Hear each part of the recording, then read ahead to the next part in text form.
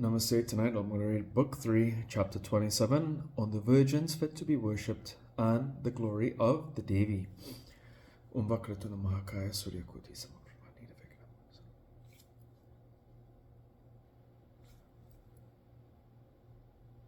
Om Guru Brahma Guru Vishnu Guru Sakshat.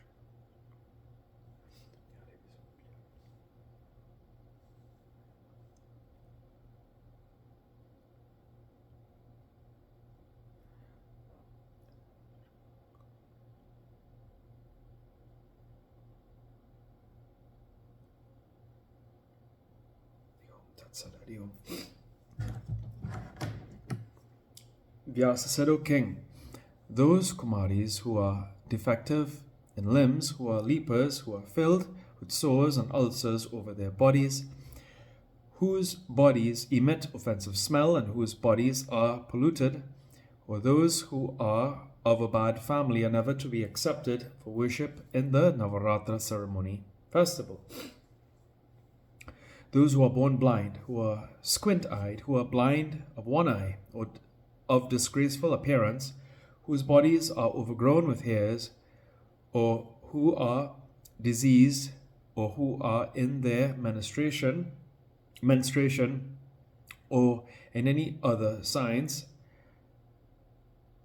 indicating thus their passionate youthful tendencies, or those who are very lean and thin, or born of widows or of women unmarried, are always to be avoided in this puja.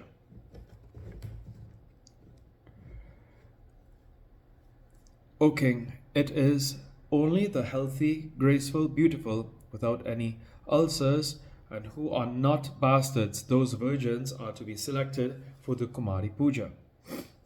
In all the cases, the Kumaris born of the Brahmin families can be taken when victory is desired. The Kumaris of the Kshatriya families are preferred. When profit is wanted, the Vaishya Kumaris, and when general welfare is wanted, the Sudra Kumaris are to be taken. O king, in the Navaratri Puja, the Brahmins should select for worship the Brahmin Kumaris, Kshatriyas Brahmin or Kshatriya. The Vaishya worshippers can select for worship Brahmin, Kshatriya or Vaishya Kumaris, and the Sudra worshippers can select for worship any of the four classes. But artists and artisans should select for worship the Kumaris from their own families and tribes, respectively. If persons become unable to worship on all the days, then it is advisable that they should perform the special worship on the 8th day, Astami Tithi. In ancient times, on the 8th day, Bhadrakali, goddess, the destroyer of the sacrifice, started by Daksha, appeared on that day in hideous forms, surrounded by hundreds and lakhs of yoginis, one of a class of 60 goddesses or female attendants of Kali. Therefore, one should worship in particular on the 8th day with scents, garlands, and paste, and various offerings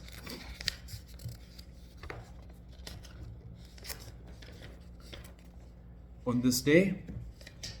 Pyasa, or food prepared of rice, milk, and sugar, and fresh fish are to be specially offered to the deity. The Homa ceremonies, feasting of the Brahmins, and the worship of the Mother Goddess are done with various offerings.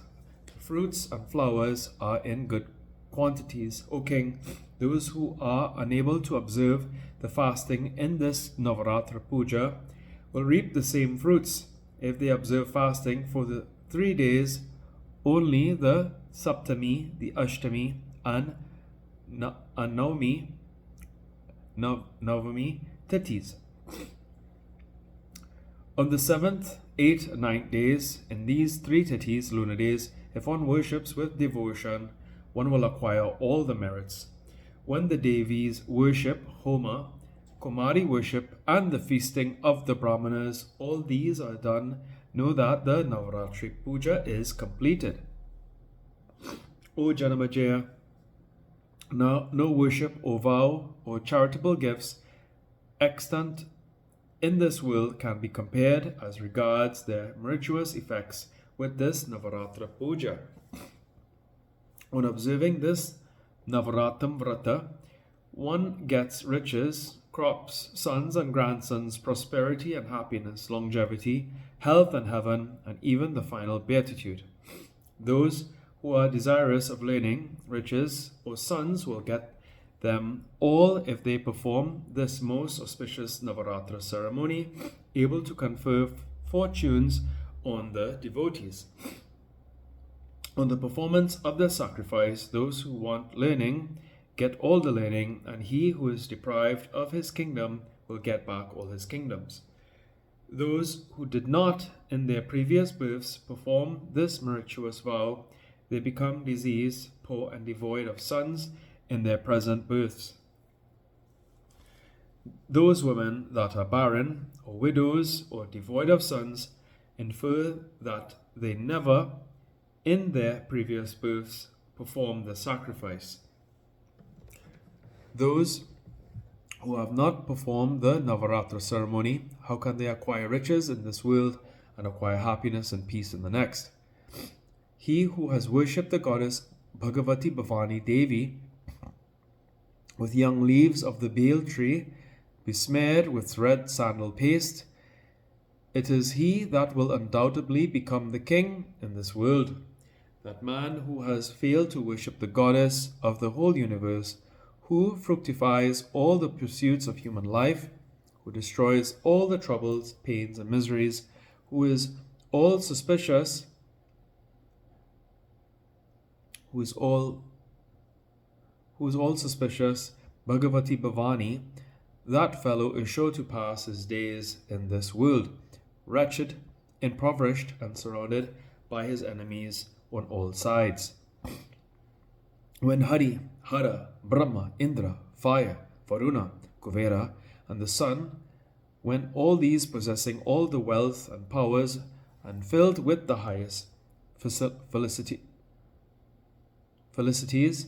when they meditate constantly, the goddess of the universe, who is all existence, intelligence, and bliss, then what to speak of the human beings? How is it that persons do not worship that Chandika Devi, the one that leads all human pursuits to success?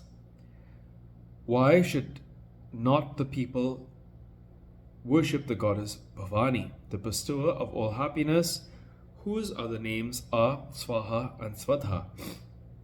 The mantrams under whose intrinsic energies the Devas and the Pitris always get satisfied, and which are recited by all the Munis when they chant in every sacrifice the Vedic mantrams, under whose willpower Brahma, the creator, creates all this universe, under whose energy the Vishnu Janardhan, the Deva of the Devas, incarnates in this earth in various forms and preserves this world, and under whose power Shankara destroys this whole universe. Nobody in this whole universe can have his existence without having recourse to that Prakriti Devi, the Shakti incarnate, but he, a Devi, a human being or a bird or a serpent, Gandharva, Rakshasa, Pisacha, a mountain or a tree, he cannot move even of his own accord without the help of this force. Therefore, why should not anybody worship that Chandika Devi, the awarder of all desires and wealth?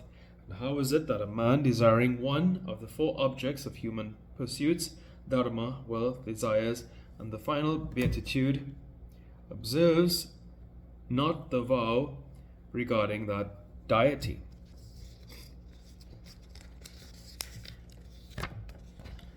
So much so that even a man who has committed a heinous offense, 5 such are enumerated, example, killing a Brahmin, drinking liquor, stealing gold, adultery with the wife of a spiritual guide, associating with any such person. If he performs the Navaratra vow, he will be absolved entirely from all such sins. There is no doubt in this. O king, once on a time there lived in the country of Kosala a trader, poor and miserable, having under him many relations and dependents in his family, whose provisions he had to provide. He had many sons and daughters. When they were very hungry and distressed, then they used to get a little food, and that in the evening, only once in 24 hours. That trader too worked under another the whole day, and when it was evening, he used also to take his meals. Thus, being very much anxious and distressed, he maintained somehow or other his family members that are to be maintained. This trader was of a quiet temper, of a good conduct, truthful, always ready to act, religiously devoid of anger, steady and contented, void of vanity and jealousy. Daily he used to worship the Devas, Pitris, and the guests, and used to take his meals after all his family members had taken their meals. Thus many days passed away, when that good trader named Susila, being very much perplexed with poverty and hunger, asked a quiet-tempered Brahmin, "O Bhudeva, Deva incarnate on the earth, kindly tell me positively how this state of poverty can be got rid of. O holy-minded, kindly advise me such as preserves my honor. I do not want wealth, nor do I like to be a rich man. O Brahmin, I want just enough to meet with the expenses incurred in maintaining my family. Please advise so that I may be able to earn this much only. I have many sons. I have not got any food sufficient enough to give them even a handful of rice. Alas, my youngest son was crying today for food. I have driven him out of the house by chastising him. O Brahmin, what am I to do? I have got no wealth. My heart is burning with grief and sorrow. My baby has gone out of the house, weeping and hungry. My daughter has come to a marriageable age. I have no money. Her age has exceeded 10 years. The marriageable age limit has been exceeded. Alas, what am I to do? O Brahmin, I am expressing my sorrow for all that. You are merciful and all-knowing. Tell me any means. But in asceticism, gifts, vow, or the reciting of any mantrams by which I can maintain my family, I want wealth just sufficient for that purpose and nothing else.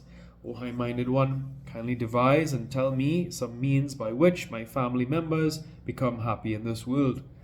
Vyasa said, the Brahmin that used to practice vows, when thus asked by the trader, told him gladly, O trader, do now the Navaratri vow, the most auspicious, and worship the Bhagavati, perform Homa, and feast the Brahmins.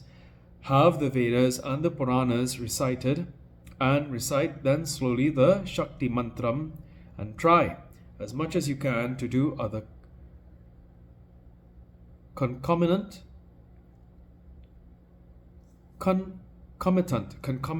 ceremonies, and your desires will thus be undoubtedly fulfilled. There is no other vow superior to this in this world. This vow is very holy and will bring unto you happiness. This vow leads to wisdom and liberation, destroys enemies, and increases posterity and prosperity. In former days, Sri Ramachandra suffered very much owing to his being deprived of his kingdom, and then on account of his wife being stolen away. Subsequently, he performed this Navaratra vow in Kishkinda, his heart being heavily laden with with grief. Though troubled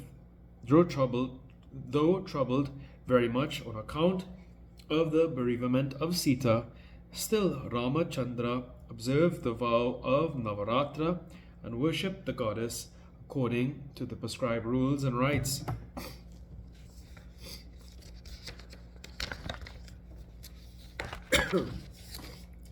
As a fruit of this worship, he was able to bridge the great ocean and kill the giant Kumbhakarna, Meghnada, the Ravana's son, and Ravana, the king of Lanka, and subsequently he was able to recover his Sita. He installed Vibhishana on the throne of Lanka, Ceylon, and at last returned to Ayodhya and reigned there without any enemies. O best of Vaishyas, Ramachandra, of incomparable prowess, was able to obtain happiness in this world on account of the influence of this Navaratra ceremony. Vyasa said, O king, that Vyasa, hearing thus the Brahman's words, made him his guru, was initiated by him in the seed mantra of Maya, and ceaselessly, without any laziness, recited slowly the mantra of 9 nights, 4 nights, and worshipped the Devi with great caution and with various offerings. Thus for 9 consecutive years, he devoted himself to the japam, reciting slowly of the seed mantra of Maya, till at last, when the 9th year was completed, the great goddess appeared distinctly before his eyes on the night of the great Ashtami Tithi, the 8th day of the bright half, and gave him various boons, and delivered the Vaishya from poverty, and bestowed on him wealth and his other desired things. Here ends the 27th chapter on the virgins fit to be worshipped and the glory of the Devi in the Mahapuranam Srimad Devi Bhagavatam of Maharishi Ved Vyasa in the 3rd Adhyaya. Om Jayanti Mangalakali Bhadrakali Kapani Durgakshma.